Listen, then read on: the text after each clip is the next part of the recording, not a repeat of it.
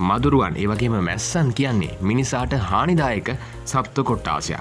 මේගොල්ලෝ හින්දා මිනිසාට විවිධ ලෙඩ රෝග බෝ වෙනවා. වසරකට ගත්තොත් මදුරුවන් නිසා මේ යන මිනිසුන් සංඛ්‍යාව ඉතා විශාල අගයක්. ඉතින් මේ සඳහා අපි විවිධ ක්‍රමානුගමනය කළා. ඇතැම් මේවා නම් අද වෙද්දි සාර්ථක වෙලා නැහැ. මදුරුවන් උදෙසා අපි මදුරු දැල් භාවිතා කරනවා.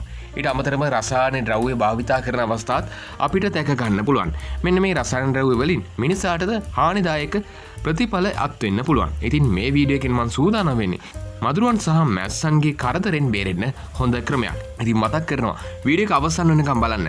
මේ ක්‍රමෙන් අනිවාර්යයෙන්ම ඔයාලට පුළුවන් මැස්සන්ගෙන් සහ මදුරුවන්ගෙන් ආරක්ෂා වෙන්න. එහෙනම් අපි දැන් යමු වීඩියෝ එකට. මේ ක්‍රමය සාර්ථක වෙන්නේ ආවරණය වෙලා තියෙන ප්‍රදේශයකට.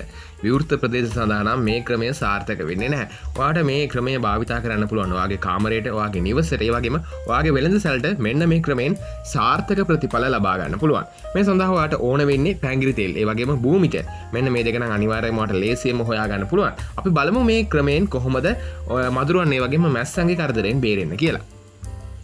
ඉතින් මම මේ කියන්න යන ක්‍රමයෙන් මදුරුවන්ට වගේම මැස්සන්ට කිසිදු හානියක් වෙන්නේ නැහැ.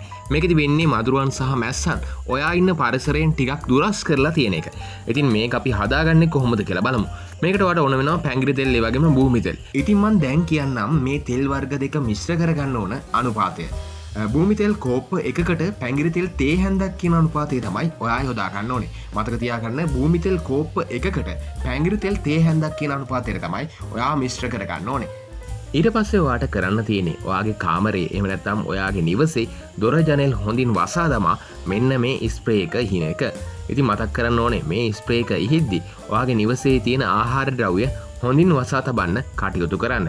ඊට අමතරව විදුලි පංකා ආදියත් මෙන්න මේ ස්ප්‍රේ එක ඉහින වෙලාවේ දාන්න යන්න එපා. ඒ වගේම අධික සුළං තියෙන ස්ථානවල මෙන්න මේ ස්ප්‍රේ එක ඉහින්න යන්න එපා.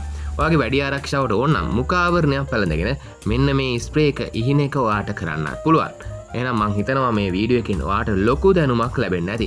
ඉතින් මතක් කරනවා මේ වගේ වටිනා වීඩියෝ දිනපතා බලන්න අපිව සබ්ස්ක්‍රයිබ් කරලා බෙල් අයිකන් එකත් ඔන් කරගන්න. එහෙනම් අපි අදට ගිහින් එන්නම්. හෙටත් සුපුරුදු වේලාවට සවස් 5:50ට මේ වගේ වටිනා වීඩියෝ එකක් ඔයාට අරගෙන එනවා. ඒ වගේ මතක් කරනවා මේ වීඩියෝ එක ගැන අදහස ඔයා පහලින් කමෙන්ට් කරන්න.